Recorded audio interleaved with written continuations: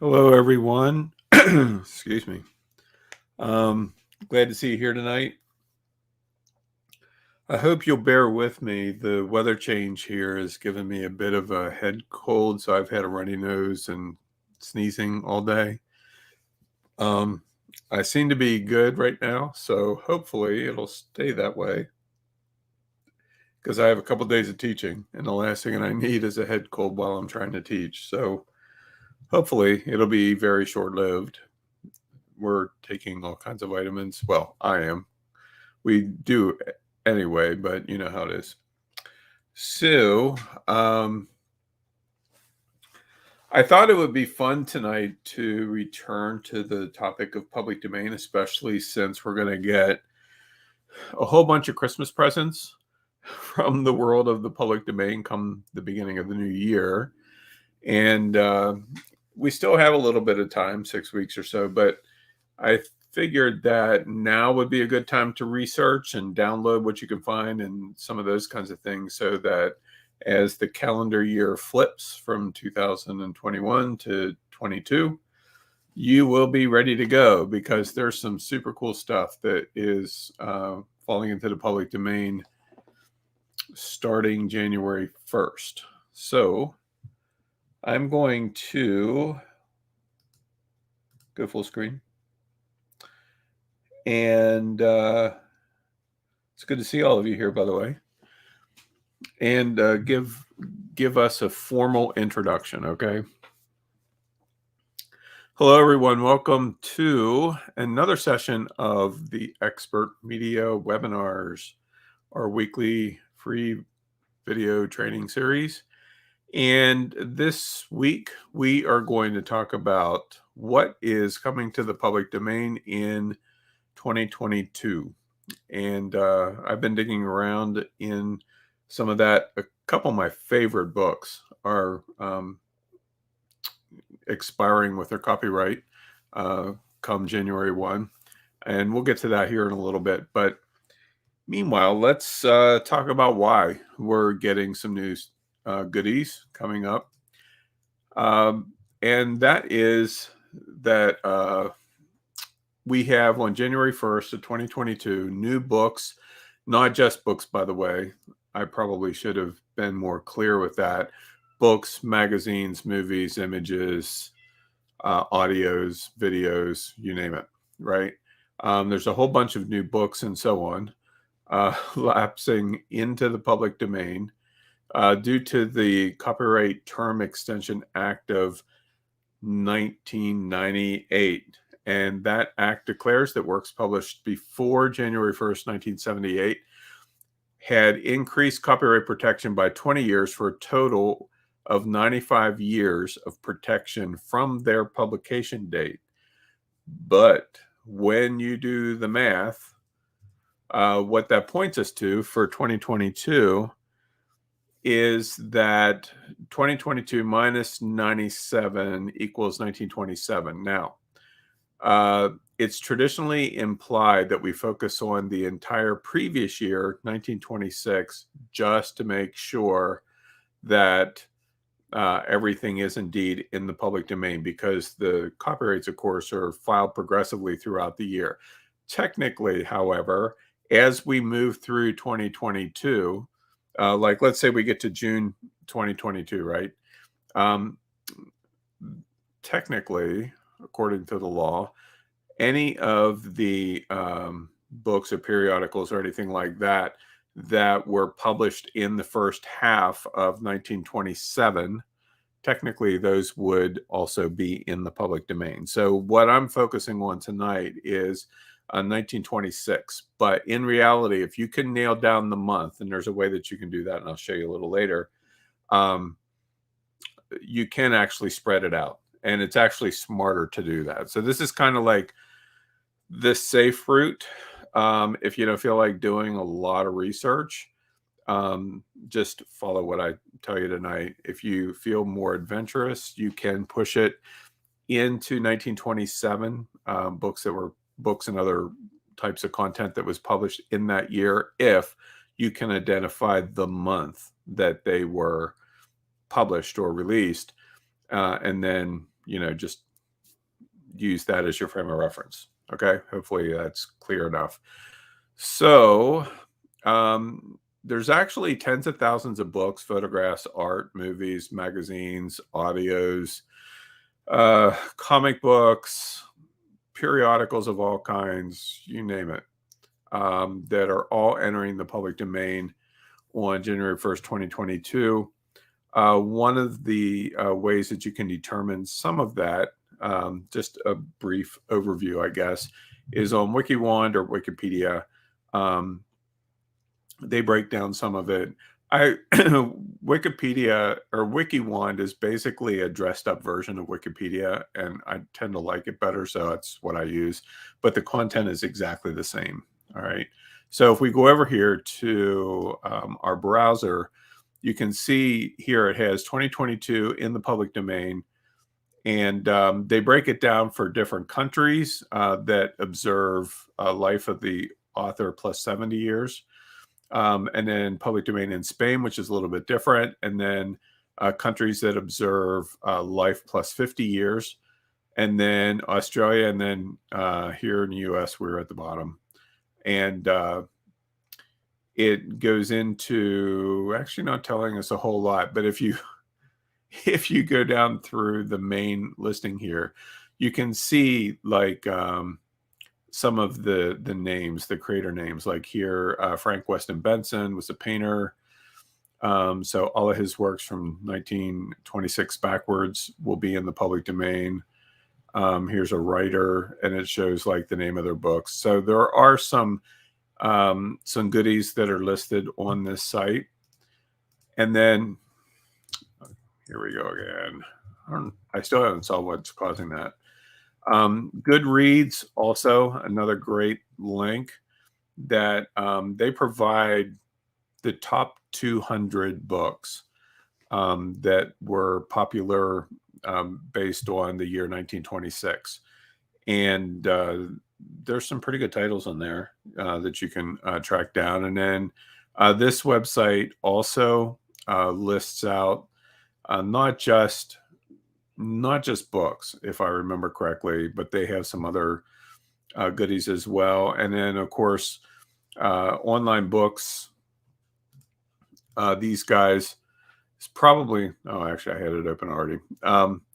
This is probably my favorite place to do research.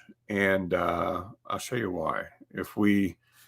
Let's zoom in here a little bit so you can see things better.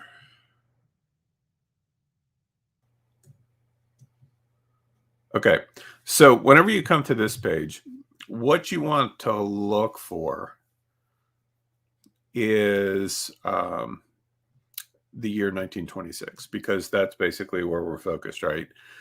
And you'll see how it's broken down into numerous options. You have books, you have pamphlets, leaflets, contributions to newspaper or periodicals, lectures, sermons, so on and so forth, even maps and motion pictures. And then part two of the same, periodicals by themselves, which are like magazines, journals, comic books, stuff like that. Musical compositions, part one and two. And normally, whenever you see two sections like here, there's two different sections for the pamphlets and such, and for musical compositions. In some cases, that refers to first half of the year and second half of the year. It just really depends. And so, like, for instance, if we come up here to group one books and click that link, it will take us over to Google Books in this case. And these are actual scans from the catalog of copyright entries. So what that means is, because this is for the year 1926, literally every book that's listed in this document, however many of those there are, thousands, will be in the public domain starting January 1st of next year. And so you can scroll down through here and, see what you can discover. It's kind of like a mission of discovery, if you will. And I've spent countless hours just scrolling down through these documents. And then same is true with, let's go back, like periodicals.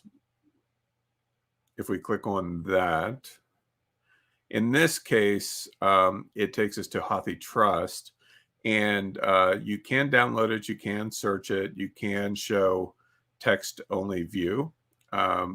Such as it is, there may be misspellings because it's all automated, but 1,540 pages. Ugh, that's a lot, right? But what's cool here is that this includes like magazine articles, magazines themselves, all of that kind of stuff. And so you can just scroll down through here. Like here is Adventure Magazine. What's a good one? Amazing Stories. This is a good magazine. A lot of popular authors wrote for this publication. We're just obviously in the A's. But as you scroll down through, you'll see that there's just loads of content. And so you might think, well, that's all well and good. Like some of it obviously isn't going to be relevant today, but if you're looking for fiction or comics and illustrations and in some cases even like art and arts and crafts, there's recipe magazines and those kinds of things that were all very popular back then. What you want to do is find a magazine. You can see how many issues were released in the year of 1926, and then just go to eBay or something like that to find a copy of it. Or you can even do a search online. In some cases, you may get lucky to find something that someone has already scanned and put up online. And so, we're still in the A's. Rolling. Down the pages we go. So here's like it's Gardner Publications, but there's probably things on gardening and those kinds of things. So like, let's say for instance, you like science fiction like I do. We could type that in. Now, whether we find anything or not, it's anybody's guess until we know. Like you don't know until you know. So we'll give it a minute or two to find.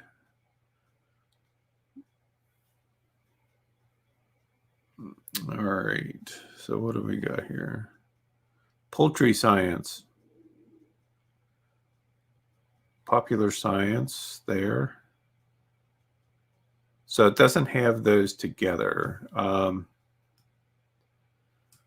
What's one of the author's names that's going in? Some of his books are going into the public domain this year or next year.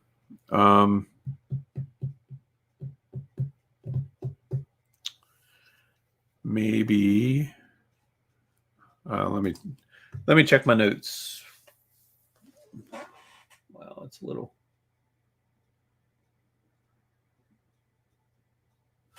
All right. So H.P. Lovecraft, he has some stuff going into the public domain. So let's say you love Lovecraft. Let's say you love his stuff. So it didn't find any pages, which is very interesting to me, but we are in periodicals and not books. So that may not be such a surprise after all. Battery Journal, because who doesn't want a magazine about batteries? Not. So you're going to find a lot of stuff, honestly, at this level of research that you probably didn't even know existed. And that's one of the reasons why I like scrolling down through these, even though there's lots and lots of pages. Actually, let's do something that we should find here. Gardening.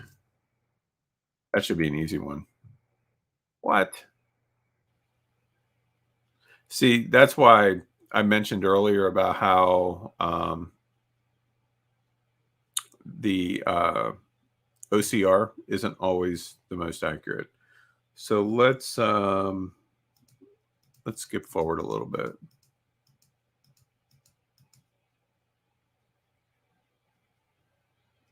See if we can get to the G's.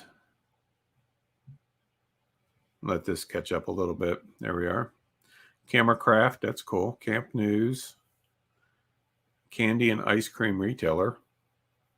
That could be fun.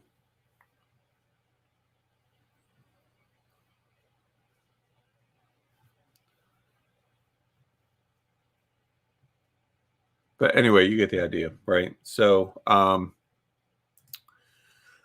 really like that. But as I mentioned, you can find the books on any of these and then look for them on eBay. You can look for them on online directly. And so I like to search, and I probably do this as much as anything, using Google, eBay, and WorthPoint.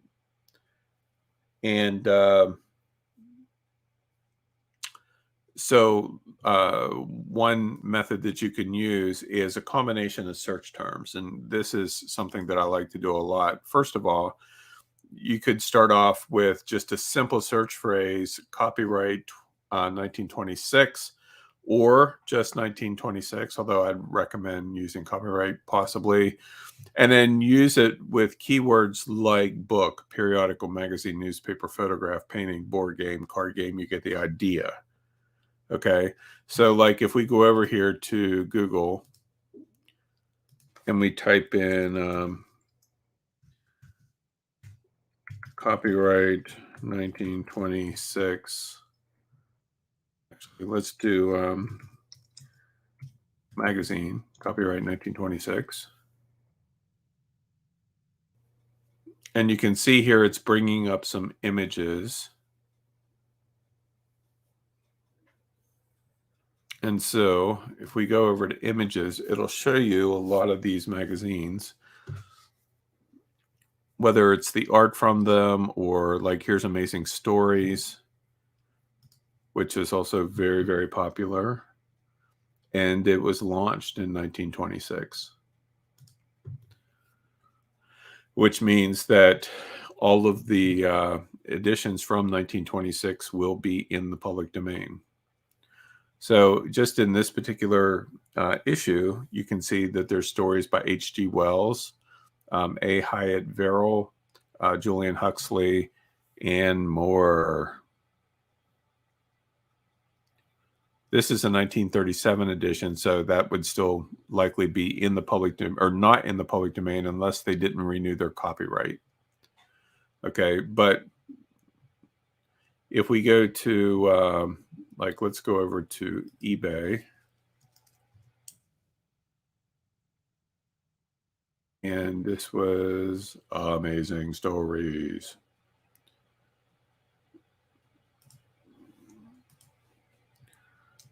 Amazing Stories in magazines. And then we're going to type in 1926. So some of these old ones are pretty expensive. So we may not want to buy originals unless you really like that kind of thing. You'll see where some people are selling them on DVDs. And honestly, I think it's a stupid way to go. So they may not have renewed their copyright, which would probably place all of them in the public domain. We're not going to research that tonight. But you can see here, like Amazing Stories, December 1926. So something else that I would do is do a Google search. And I'm going to spell out December. May not have to, but just for grins and giggles. And type in PDF.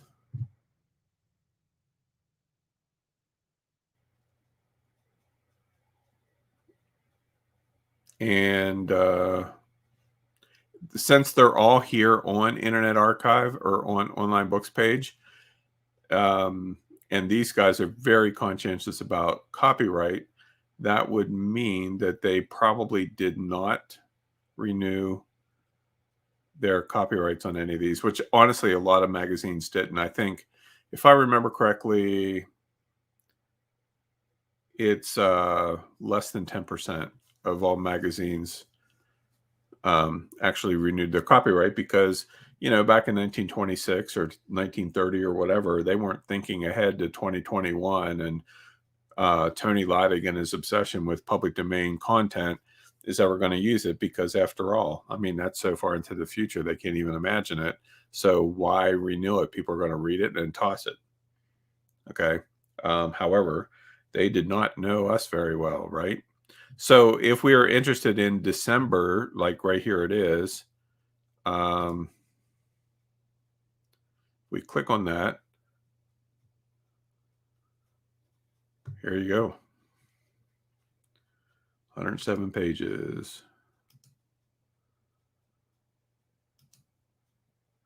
Some cool black and white art. Holy cow. I've not looked at this before, so I have no idea. But a lot of this articles and stories and stuff in here were serials. And so sometimes they were all in one piece. And in some cases, they went over several different issues.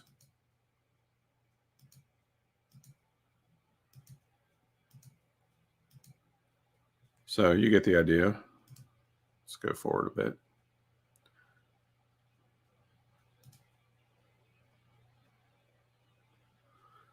And let's see. We can probably download this. Yeah, you can. Download it as a PDF, full text, so text doc. So, it's pretty cool. And then for me personally, I like a lot of the cover art. I think you could do like, look at that spaceship. That's kind of wild and crazy looking. But anyway, you get the idea. Well, I'm not saying that I wouldn't recommend buying the DVDs, Bunny. Chances are likely that the resolution is smaller, or they could have just downloaded all of this and put it on DVD. What I was referring to was selling DVDs of the entire collection as a business model for $20. Like, you'll make some sales, no doubt about it. $20 a pop for selling the DVDs for anybody who cares. But obviously, you can also download them off of the internet. We just kind of proved that. So what's the point of spending the $20 other than having it all collected in one place? But to me, the much smarter move is to take some of the content in these magazines and create new products out of them that you could command much more than $20 a pop. That's what I meant by not a smart move. It's like somebody taking a collection of public domain maps, and there's thousands and thousands of them, and selling the DVD for $20 when you could take one or two of those maps, have them printed, and sell those for $20 a pop. So it's just, to me, it's a stupid move from product creation perspective. So that's what I meant. But I can neither confirm nor deny that I have purchased collections on DVD like that. Actually, from a content creator, it makes sense to buy the DVDs. Just because it puts them all together in one place and you can access it and then use that to do whatever you want. But the one thing that I found, like I mentioned earlier, is that they do have a tendency sometimes to compress things more just so that they can fit more on the disc. So, you'll want to keep that in mind. All right. So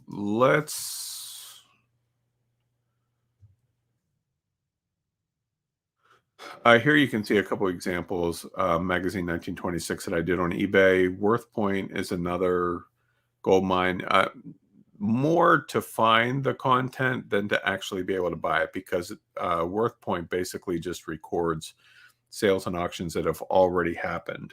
But one of the things that I often say is you can't find what you don't know to look for.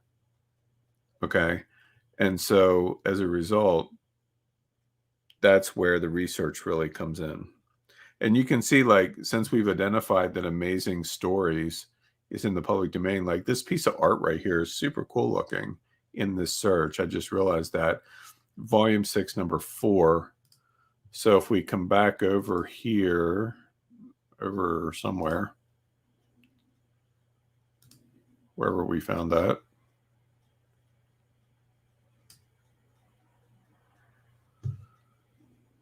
That was what? Volume 6, number 4. Volume 6, number 4.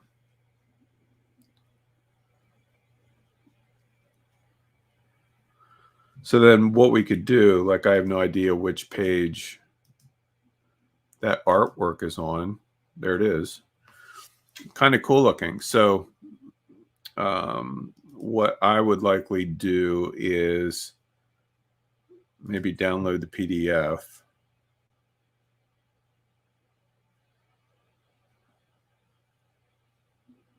It's a pretty decent sized PDF as slow as it's opening, which is good. That means high resolution.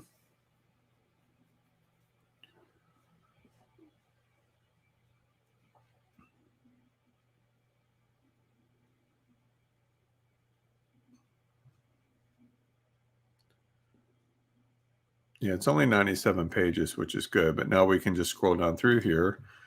There's the art that we want.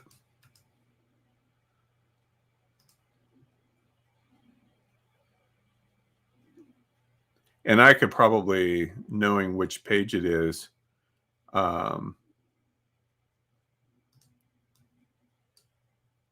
lift. Oh, that just saved the whole PDF, but lift just this image out of here in Photoshop or something like that. You know, if I wanted to do something cool with this image. I wasn't planning on showing you this, but you'll get the idea.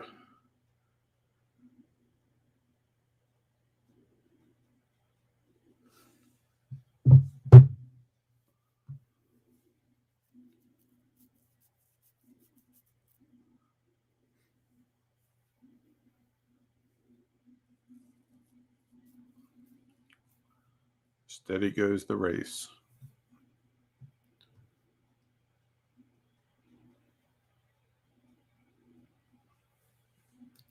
Meanwhile, my computer is saying, you're running all of these programs. All right, so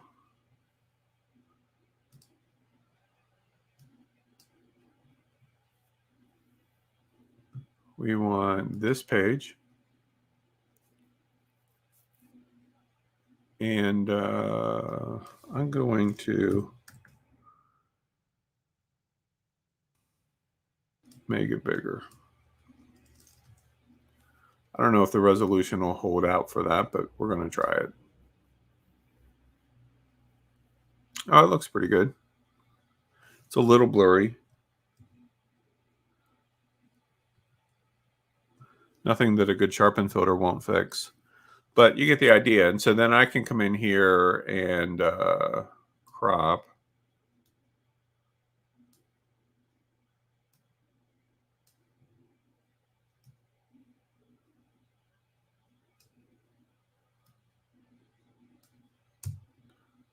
Not a great crop.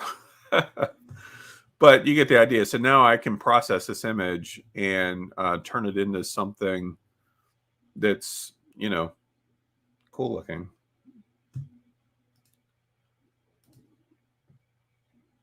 So we're not going to save that. All right. So let's close that. Now, I thought I would share a few book examples whose copyrights are expiring in 2022. The Sun Also Rises by Ernest Hemingway. Winnie the Pooh, boom, by A.A. Milne. Falls into the public domain next year. Now, let me qualify something here. Winnie the Pooh, as in Walt Disney's version of it, is not in the public domain. The original books are what's in the going to be in the public domain. So the original book, the original drawings, those kinds of things. But that doesn't mean that you can do a search online for Winnie the Pooh and download all of Disney's illustrations and those kinds of things, unless you really love lawsuits, which in that case, go for it. But so these are the actual books. So like, for instance, if we do a search for Winnie the Pooh original,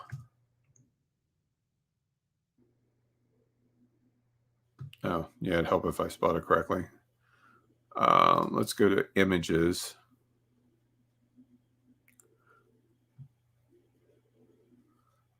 So like, actually, this is a really good example of evolution. On the left is what the illustrations look like in the book. In the middle is the more recent cartoons, which are still protected by copyright. And then on the right is like the live action movie that was made. And so that's where you really have to limit yourself, is finding the original illustrations. Now, once you find them, you can colorize them, you can do whatever you want. But like, for instance, you would not be allowed to use this image because this is one that was created more recently. So it would still be protected by copyright. This illustration here is from 1926. And so this you could use. Okay. So just keep that in mind. Oh, for crying out loud. The Richest Man in Babylon. My Utmost for His Highest, Oswald Chambers, very popular book. The Call of Cthulhu and Other Weird Stories by H.P. Lovecraft. Cthulhu is huge in the science fiction realm. I mean, we sell products with that in our store. Flower Fairies of the Autumn by Cicely Mary Barker. I don't know if you've ever seen any of these books. She did a whole series of them. The illustrations are amazing. They're just phenomenal. Secret of the Ages by Robert Collier. I don't know if you've ever read this book, 1926.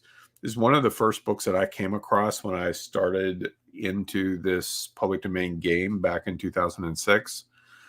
And it's life-changing. This book is phenomenal. I mean, it is one of the early self-help books, I guess you'd call it these days, metaphysical book or whatever, that had a hugely profound impact on how I think about things. Yeah, it doesn't matter when the author died. In this case, Ganti. In the U.S., it doesn't matter. In other countries, it does, but not in the U.S. It's based on publication.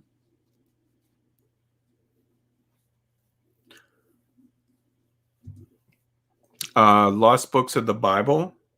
If you've ever read that book,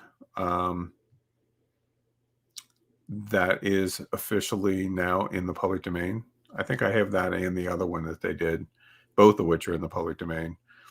It Works, the original edition, another really popular self-help book.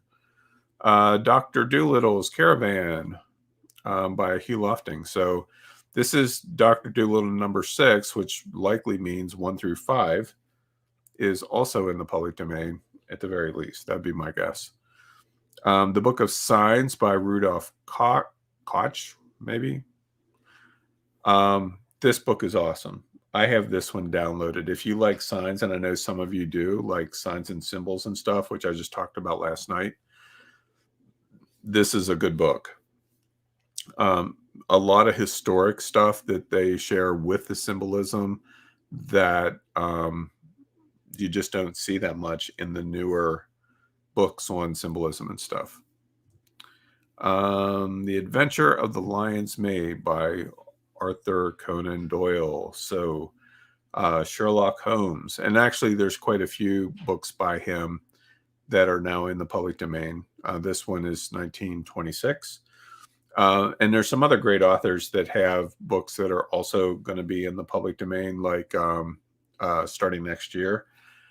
And in some cases, already have some books in there. Whenever I was a kid growing up, one of the things that I really remember that really stands out to me is my mom reading, because she did so every night. She was always reading um, a book uh, on something. It was always fiction, and most of the time, she read books by Grace Livingston Hill.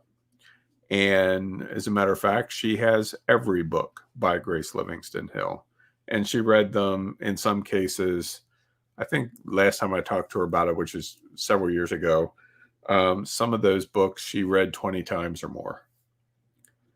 And so as a result, she has them all. Well, a lot of Grace Livingston Hill's books are now going into the public domain, including some of the ones that were released in 1926. She had several. She was very prolific, like a lot of these authors were, and so there's a bunch of them that are going to be in the public domain next year. I don't know what you would do with them, honestly, but anyway. What you all missed was public domain fantasy hacks. We wrapped that course up last night, module 3.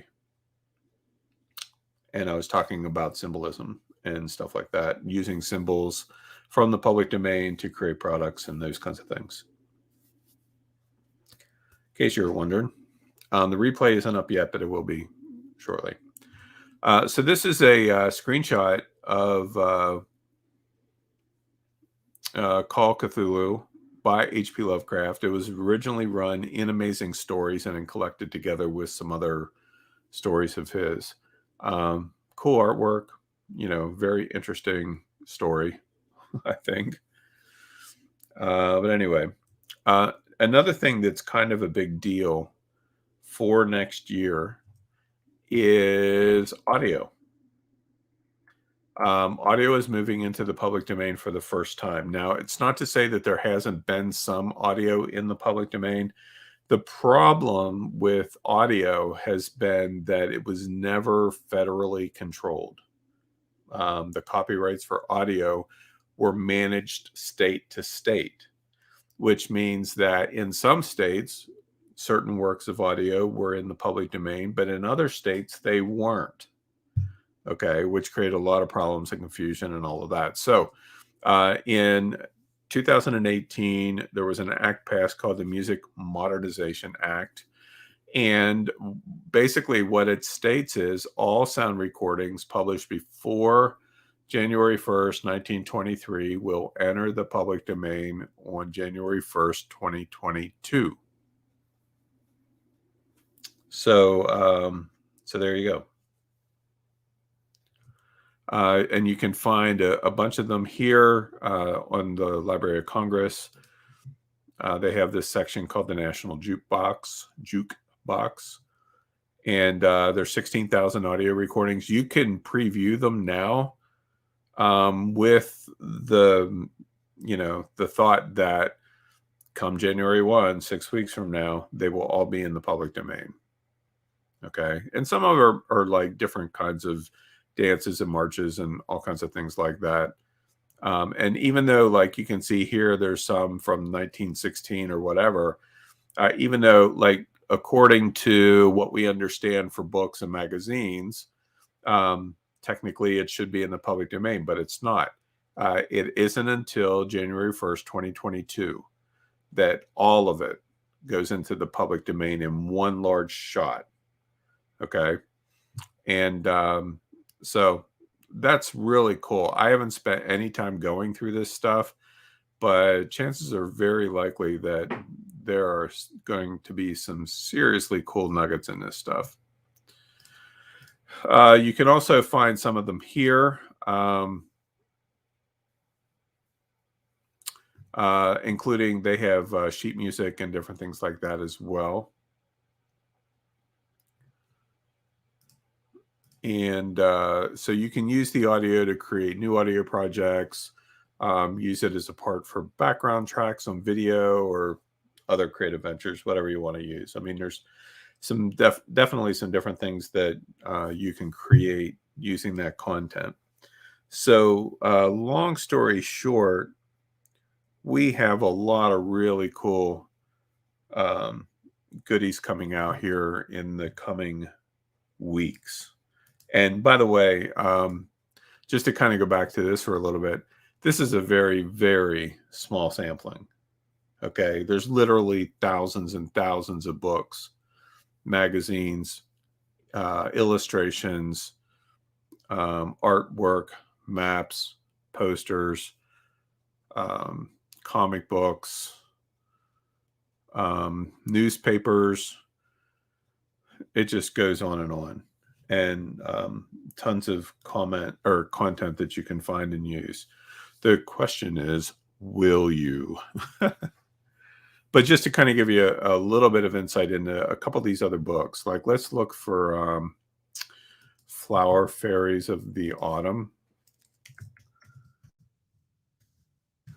Fairies of the Autumn. We can find some images from them. You'll see what I mean. Let's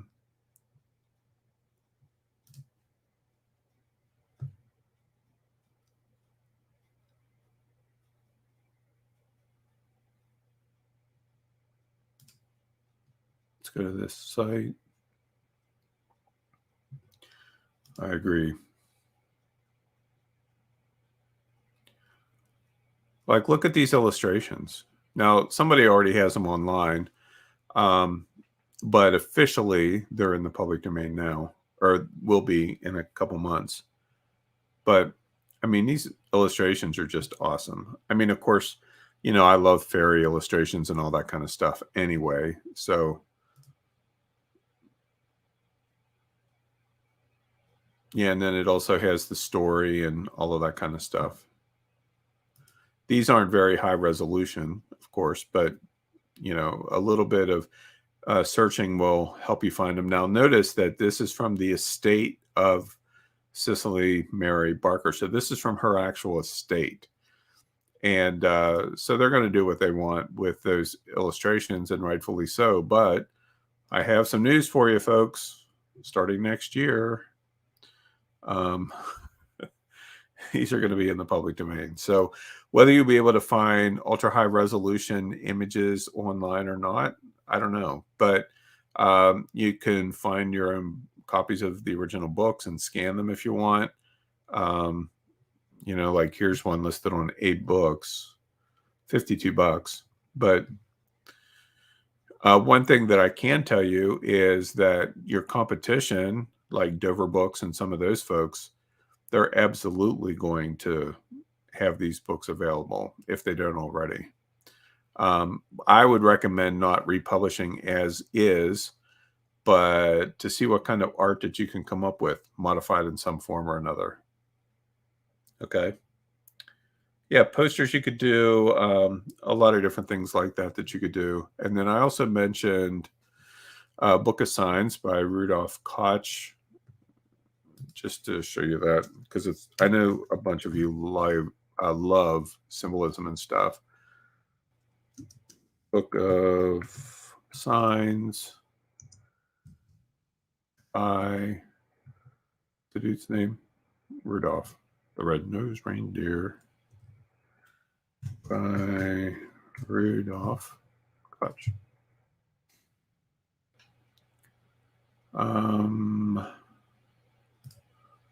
Yes, maybe scribed.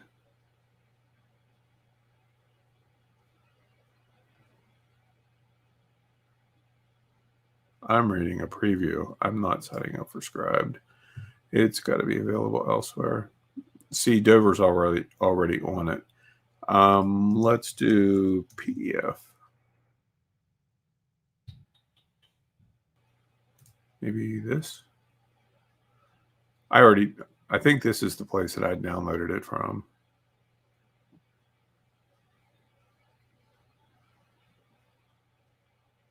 We need your help. What I don't like about this book, this is the Dover edition. Doesn't matter. I don't like the font that was used. I think the Gothic style is hard to read, but it's the information and the symbolism that's really cool. So, as I scroll down through here, you can see there's a lot of stuff. And in some cases, it's like not even in use or not shared anymore. But it's super cool. And they have it based in themes like here's other Christian symbols, monograms, stonemason signs, the 4 elements. Interesting that these have the little hooks on them. I don't think I've ever seen that before.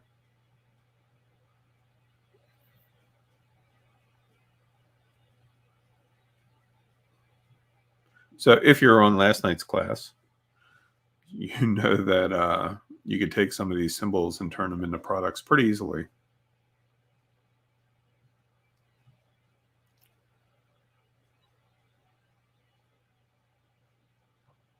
We found a new print-on-demand company. I'm not going to share with you what it is tonight, mostly because I don't remember the name of it. But they have some new products that they're offering that I've never seen anywhere else before that are super awesome. I guess that's it. Cool listing of the runes and everything, which I like. I'll talk about that all soon.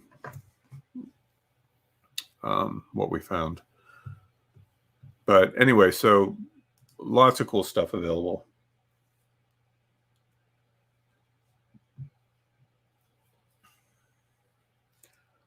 Tracy asked, are most of Dover's little books made from public domain imagery? I've bought art and artists for my classroom and never thought about it before.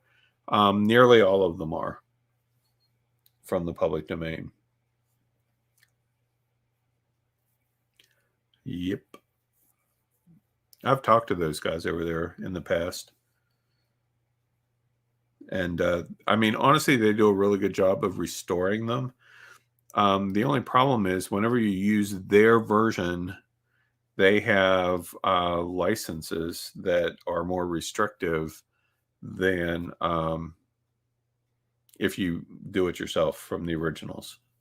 I mean, you have to do the work, like scan them and clean it up and all that kind of stuff, but you're not restricted by any kind of licenses. I mean, they allow you to use their images in most cases for educational purposes or non-commercial. But you can't just wholesale rip off their books because they're republished. And so that's why I purchase very few Dover books unless I just want the book to have, that content rather than to use it. Otherwise, like one thing that I will do is go to their website and see what books they have on topics I'm interested in, and then track down the originals and buy an original and scan it myself, or see if there's a downloadable PDF or something like that, which in many cases there is. There's a whole lot of people out there that love public domain content, and because it's in the public domain, they spend their time scanning it and posting it online for free, not making any money from it whatsoever. And while I'm grateful for them doing that, I think it's silly, especially when you can leverage it for profit. Not that money is everything, but I mean, we're entrepreneurs here, you know. That's like placing a rabbit in front of a tiger and saying, "Don't eat, just look." And the tiger would be like, "Oh, sure, I'd be happy to do that." And as soon as you turn your head, the rabbit disappears like magic. So I don't know why. It must have been the Beatrix Potter art that triggered that memory or that thought.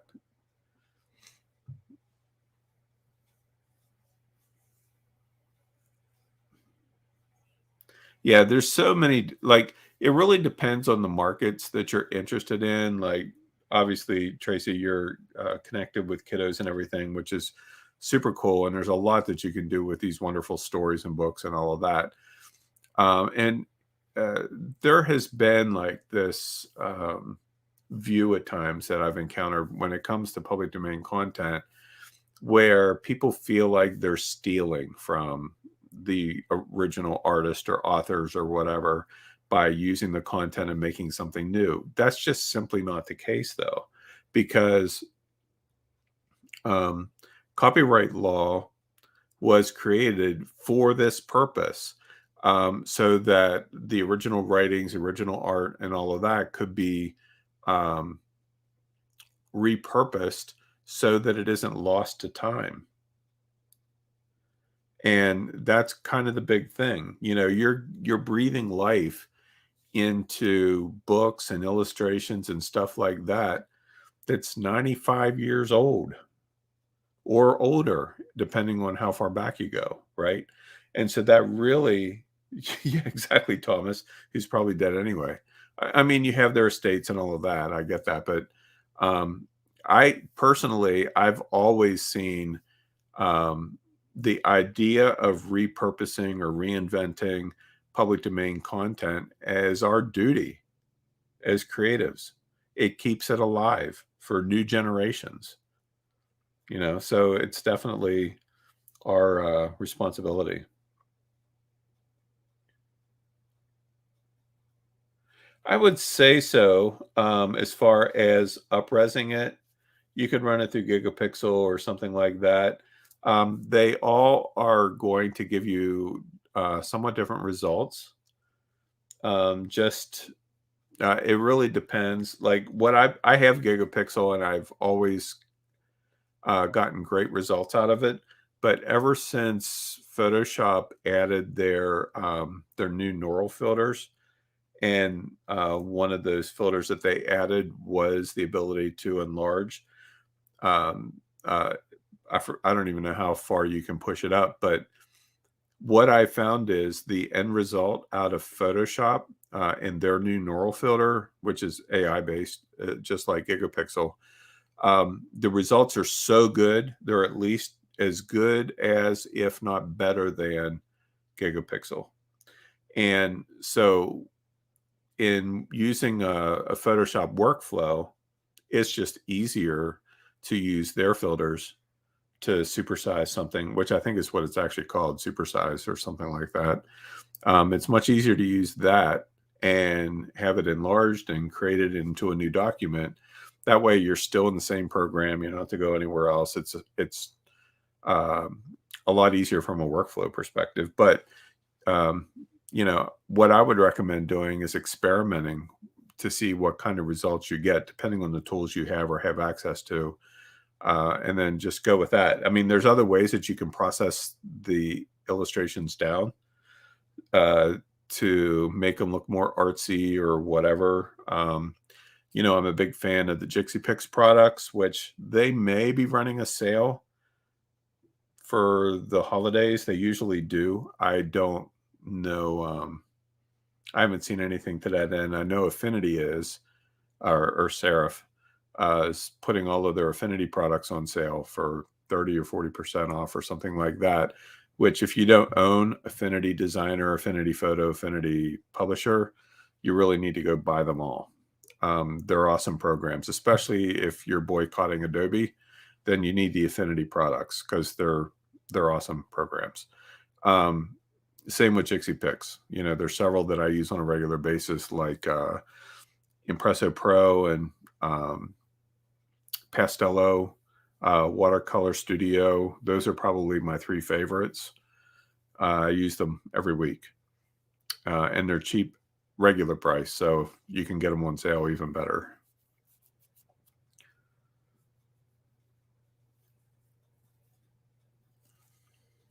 Tom, I get that question a lot, and I got it earlier today or yesterday or something. And I'll be really honest with you. I know you've been a customer of mine for a really long time, and I've been asked that exact question hundreds, if not thousands, of times. And it's not because I get asked it so much that I find that question annoying, because I do. Um, and it's nothing against you, so please don't take it that way. Um, but the reality is, it's the wrong question to ask. The question that you want to ask, the correct question when it comes to public domain content, is not how much do I have to change it before I can own the copyright. The correct question is, how awesome can I make this work of art, this book, whatever? What can I do and add of myself into this to make it the best it can possibly be from a product perspective? Because the reality is, there is no answer to that question. I mean, in the past, I've said 40%, but literally, I was picking a number out of the air. And so that's why I find it frustrating, because sometimes, and I'm not implying that this defines you in any way, um, but it has with some people that I've encountered in the past, is they're asking that because they want to do the least amount of work necessary to create a product. And if that's your attitude or your point of view, go get a job, you know? I mean, seriously. And I'm not talking about you, Tom. Um, it's I'm not telling you, if you're looking for an easy button or the quickest way to do something, uh, just because that's how you're programmed, or you have a lack mentality or whatever, then go get a job. This is not a business for you. Uh, because the reality is, there isn't an answer to that question. That's why I prefer to respond with, make it the best you can make it. And don't think about, well, am I protected by copyright now? I mean, you're borrowing somebody else's work for free, for Christ's sake. Why should we be worried about copyright?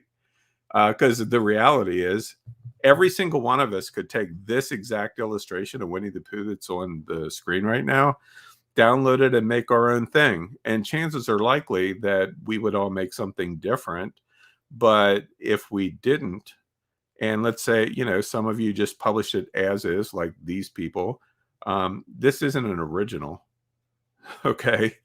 They're selling copies. That's why you can select a size.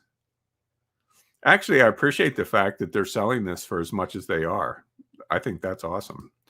Um, but there's a lot of different things that we could do with this, instead of just selling it as is. And that would be my challenge to you. Whenever you find this awesome public domain art, and there's a lot of awesome art out there, there's a lot of great fiction and nonfiction books out there, challenge yourself to see how, or what cool and amazing thing you can do with it with today's technology.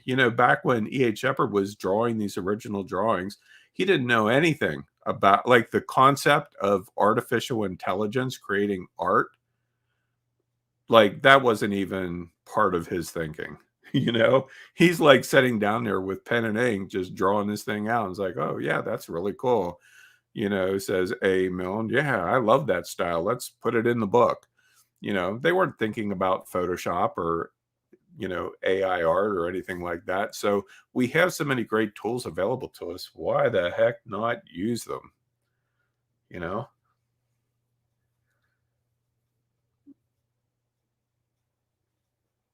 Let's see here. They're not additional. I'm not sure who you are, Direct Deals. Um, I know some of you log in based on your YouTube name, and that's fine. But I'm not sure who I'm talking to. Um, but yeah, if you have Creative Cloud, it's a built-in part of Photoshop. They're adding a whole series of neural filters, and they're adding more and more all the time.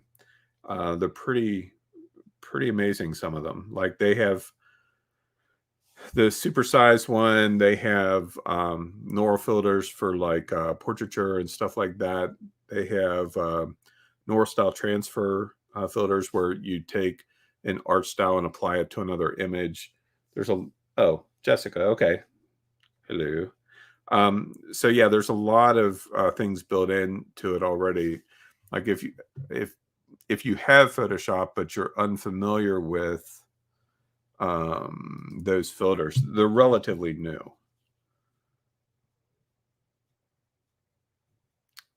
So I'm going to bring up Photoshop and just show you.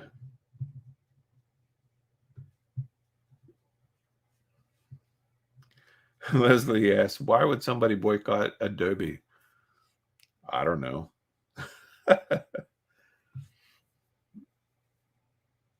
That seems like a foreign concept to me, but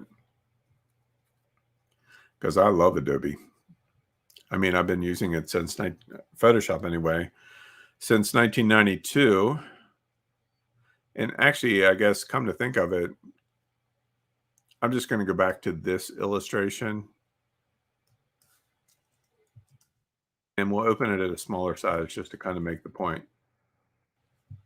So we have this illustration here, and let's say we want to upsize it or upscale it here in Photoshop directly, which this is Photoshop 2022. If you come up here to filter, you'll see right here, neural filters. That's what you want. And it opens up a whole new workspace. Oh, they've added some more new stuff. That's awesome. The wait list here, some of these, like this one here, latent visions. For all of you who are Photoshop users, please do me a favor and go to the wait list and hit latent visions and click I'm interested because I really, really want this. This is a VQCAN plus clip generator, which is like what Accomplice is and those where you enter in text and it creates images. I really want to see what Photoshop does with that technology. Not that, you know, that I have anything against Accomplice. Quite the contrary. I'm a huge, huge fan of Accomplice, as you know. I use it literally every day. But here's what you're looking for, super zoom. So you just click the little switch there. And then the way it works is you just click the little zoom in thing. Let's say we want to scale it up 3 times. I usually choose remove JPEG artifacts, and we want to create it as a new document. Okay. And then we'll hit OK. You know what? I bet it's because it's grayscale. So let's turn it into RGB and try again. I never tried it with a grayscale image before, so that could be what's going on.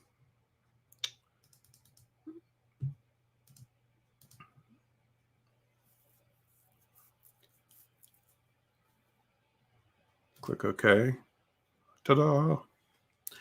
Now, so if we go up here to image size, you can see that the new size is 6 by 8 to 300. So it's almost the same size that I created before. But if we zoom in on this, you can see that it really did a pretty decent job of enlarging it. And we could apply like a sharpen filter or something like that if we wanted, like unsharp mask, and just kind of pop it up a little bit. You can see how it's adding back in some of the details. So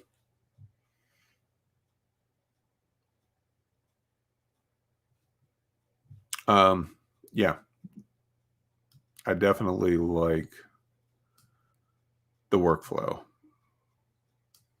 And we could push it further. I mean, I just did 3x, but we could push it up 4 or 5x if we wanted to.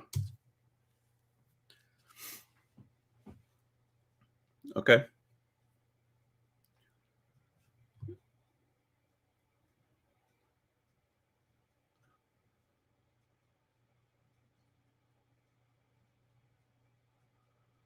All right. Does anybody have any other comments or questions?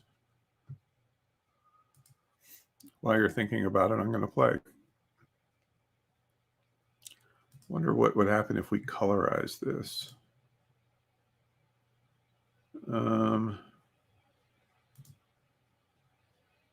Oh, cool. Groovy, man.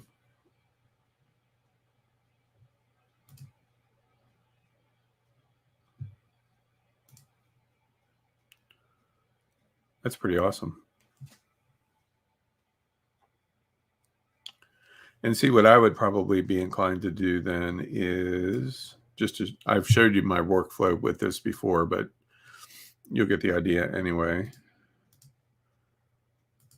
Go to filter, Jixie Pix, Impresso. Turn her into a nice little painting. Use one of my accomplice presets. Or maybe this one. Kind of pops up the color a little bit.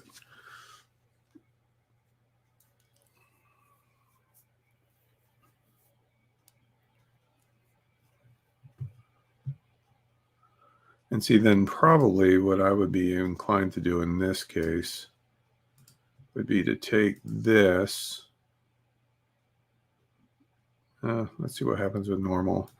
And then just turn the opacity down to help add in some definition. We could do multiply. I don't know why I can't say that. Multiply.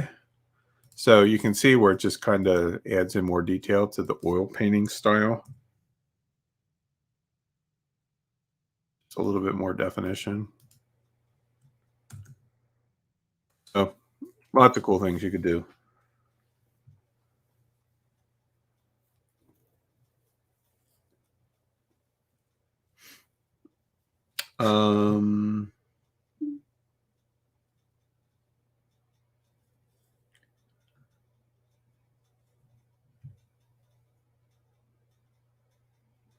Yeah, I can show you how, like, typically what I do, I almost never save these layering methods, Jessica. Usually what I do is I get to what I want and then just flatten it. And then I almost always just save it as a JPEG.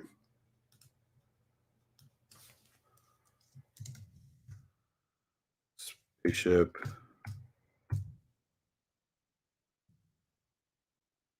And I usually use 8, at least 8 to 10. And that's it. So pretty straightforward. And by the way, from a coloring perspective, there's a lot of things that you can do here in Photoshop or pretty much any other image editor, like Affinity, which I was talking about earlier. You should be able to do the same thing. Like, for instance, let's say like we have black areas and then splotchy blue areas and stuff, but let's say we wanted more of the blue. One of the things that we could do here is like hold the Option key down or the Alt key and like sample the blue. And then if we turn our paintbrush from normal mode to color, everywhere the black is, I can now shift it to that blue color.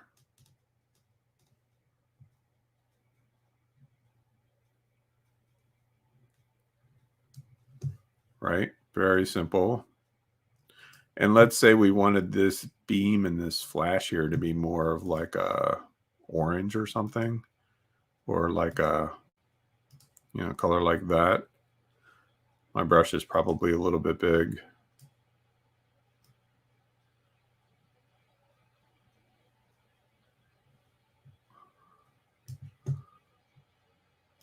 We can just shift the color.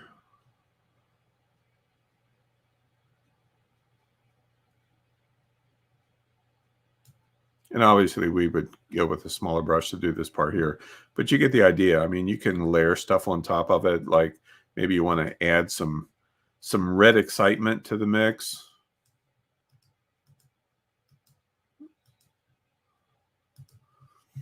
But we don't want the full strength of it. We want to just kind of blend it in. That'll work. So maybe go down to like whatever percentage. And then we can just come over and subtly add in some of the orange, or maybe even go less. Just kind of subtly bring it in here. Add a little extra pizzazz or whatever. So there's a lot of things that we can do with this, just this one black and white piece. And I'm just fiddling around. Obviously, you know, I would probably handle it a little bit differently. But like, for instance, we could go, maybe we want like a cold blue gray for the metal instead of the purplish color. Well, I kind of like the purple. Same rules apply.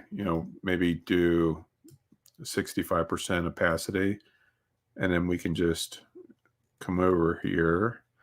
And by the way, the same method would work with the black and white version as opposed to the color version that I created.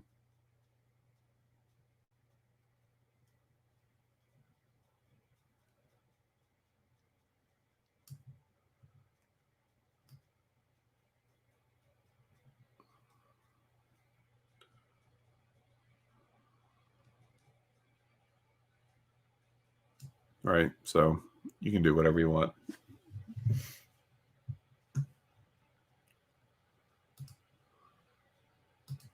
Any other comments or questions before we wrap this thing up?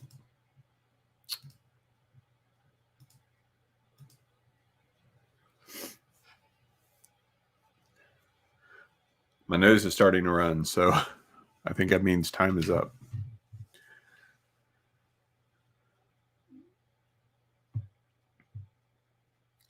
Well, hopefully you found this training tonight helpful, and I'll have the replay. Well, actually, you can click on the YouTube link as soon as we're done and watch the replay, but I'll have the high resolution replay up in the next couple of days along with the slides, so you have access to the links if you want to do more of the research yourself and get ready for the new year. But I thought it'd be helpful to share some of that. Yeah, you do, Ganti. You have a lot of catching up. I've been a teaching machine over the last couple of weeks. One thing that I will say, I'm going to mute you just for a second here.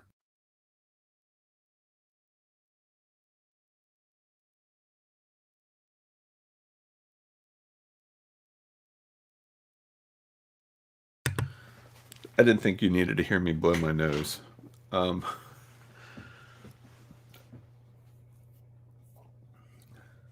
Oh, awesome, Thomas. I'm glad to hear that. Yeah, that's no fun, Bunny. Hopefully, for your sake, it doesn't turn into pneumonia like it did for me. The COVID sucked for a couple days, but it was the pneumonia that practically took me out. That part I just did not enjoy at all. I couldn't breathe. My oxygen level was like 7 instead of, where it's supposed to be like around 100, or 70 instead of 100.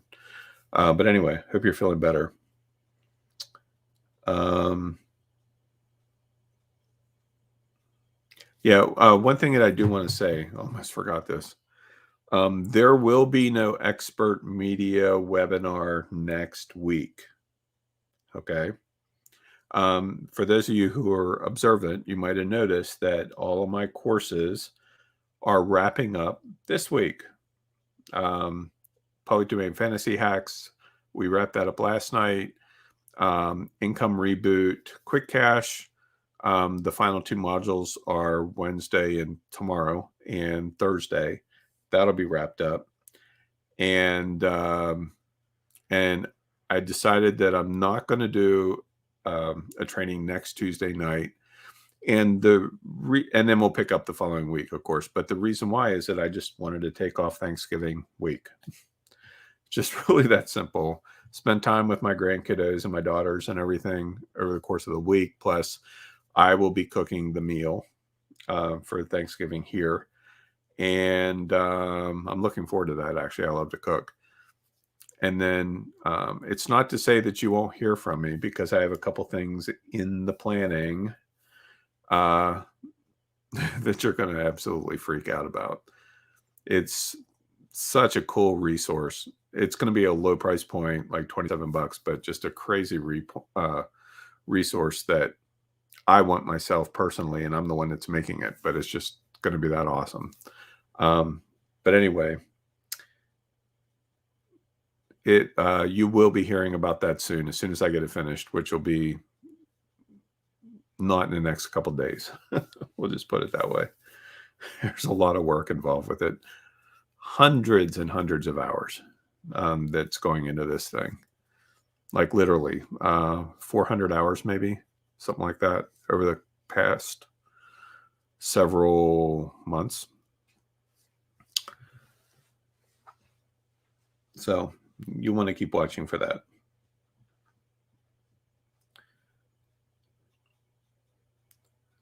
Yeah, I love Thanksgiving. I mean, I love Christmas too. But like for our store, we're entering in the busy time. So starting next week, I guess, our store is going to be open 7 days a week. And right now we're closed on Mondays and Tuesdays because our traffic data shows us that those are the slowest days. But when it comes to the holidays, all bets are off. And so there are, we just hired a third employee that we're kind of grooming for some future things, hopefully. And yeah, it's going to be full court press. And on top of that, our online sales are picking up because we're finally starting to be discovered by a lot of people, especially on the West Coast, because we sell a lot of stuff that's hard to find elsewhere except on eBay, but we have better pricing and better shipping and stuff. And so we're getting sales in daily now through our website, even when we're closed, as well as, walk-ins and everything. So that's exciting. That's cool. Anything new about the AI programs? I've discovered a couple new ones, Ganti. I haven't talked about those yet. I do know that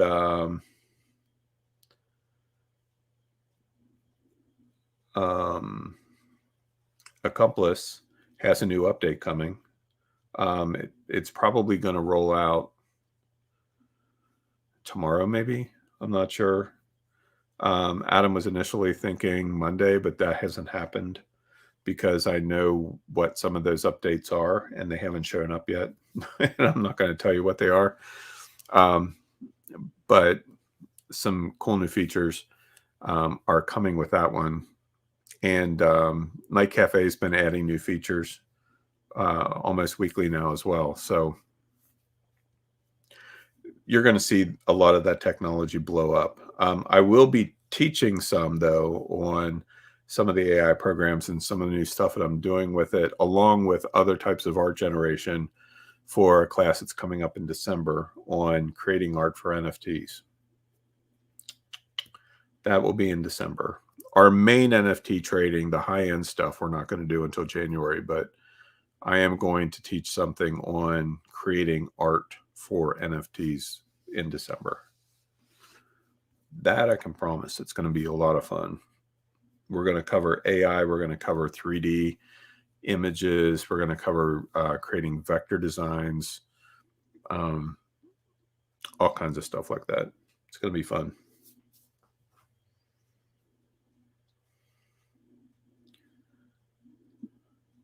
Yeah, exactly, Gary. That's why we're stocking up on all kinds of stuff.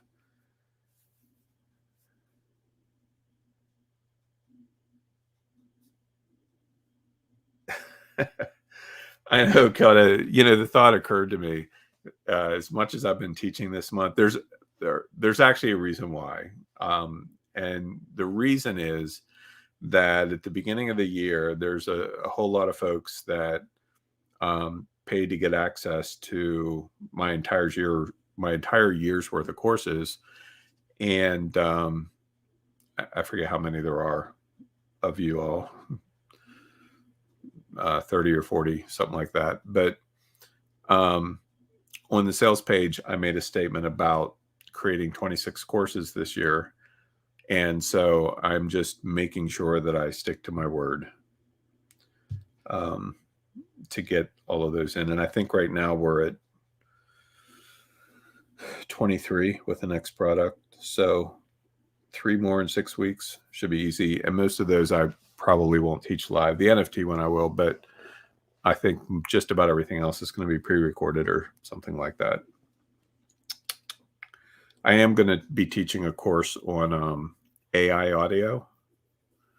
You would not believe what's happening in the audio world with AI. It's crazy. So I'm going to teach a course on that. I mean, it's mind blowing. I've been holding my tongue on that for a long time, but we're going to talk about it real soon. You may not need to get money in the bank for the yearly program, Ganti, because I'm not 100% sure I'm going to offer one next year. I haven't made up my mind yet. And as we get closer to the end of the year, I'll explain why.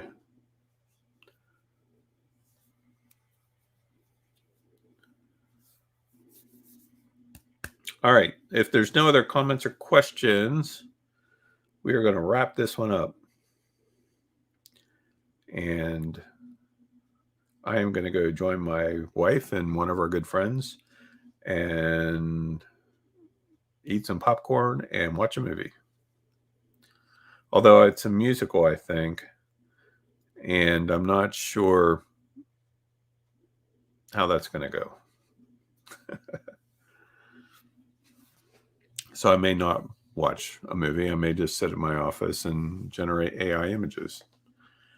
I've only ever seen one musical live that says nothing to do with anything.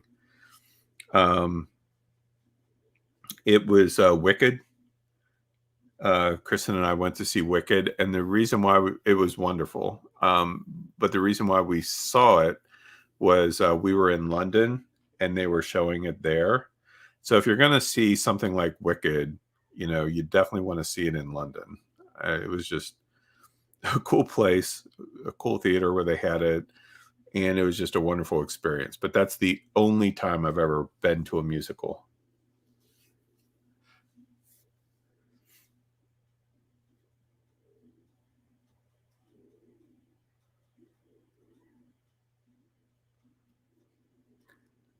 Yeah, I've thought about that one too, Liz, Phantom of the Opera.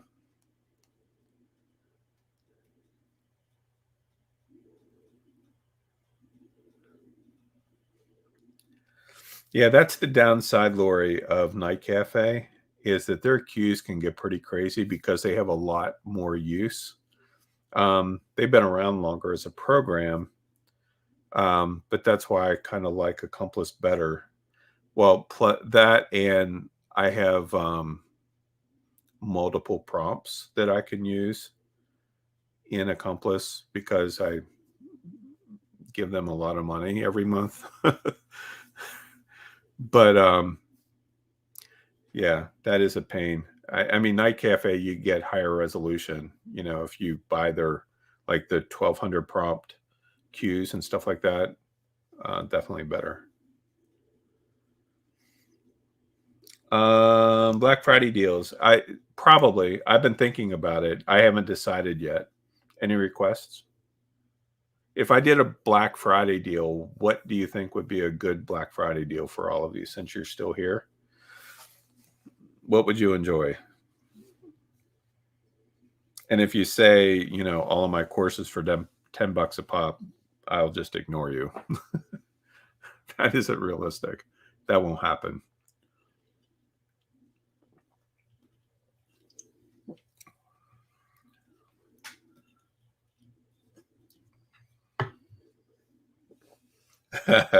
Funny, an annual deal.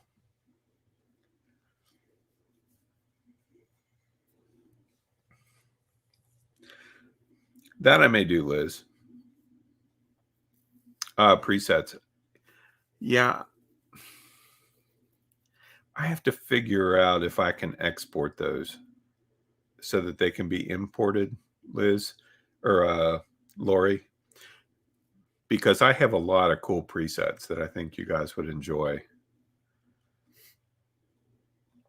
It just speeds up the process so much. That's why I use them. It's funny with the Jixie Pix products. I never use their regular presets that they offer because I've created all of my own. And those are the ones that I use.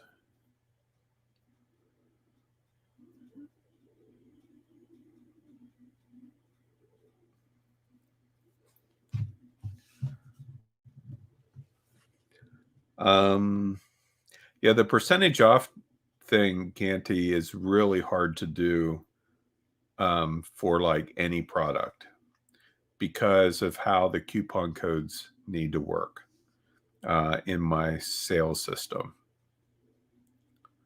I mean, I'll think about that. That's why I'm asking, is because I honestly want some ideas. I mean, I have been thinking about it, but I hadn't come to any conclusion yet. So I really appreciate all your feedback on that.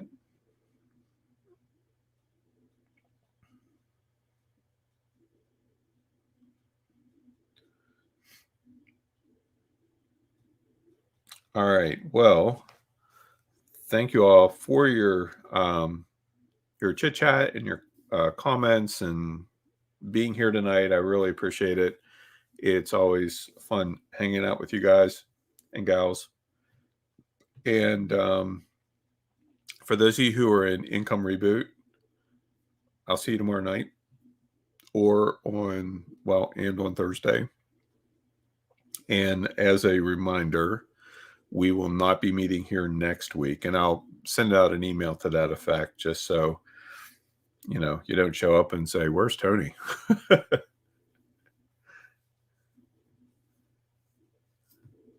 Yeah, that's what I was kind of thinking, Bunny, too, is like some of the bundles that I don't like that I promote for other people, but not so much for my own list. Um, I may do those. And by the way, I do actually have one more slide. Um, let me get to it here. Just as a reminder, just with my hacks courses, there's 21 of them. Holy cow. I didn't even realize there were that many until I counted them. But there's 21 of these things, and there's other public domain courses and trainings as well. So um, with Expert Media Hub, of course, you can go to any of the course panels and click course tabs and click on them. This is the public domain one, and you can see that they're all going to be listed there. And so there's plenty of choices. I don't know if I will add to this series or not. There's a couple different hacks ideas that I still have. I doubt I'll teach them this year, but there's still some directions that we can go with it. But anyway, I just kind of wanted to remind you of that. So that's it, everyone. Thank you very much. Enjoy your evening, and we will talk again soon.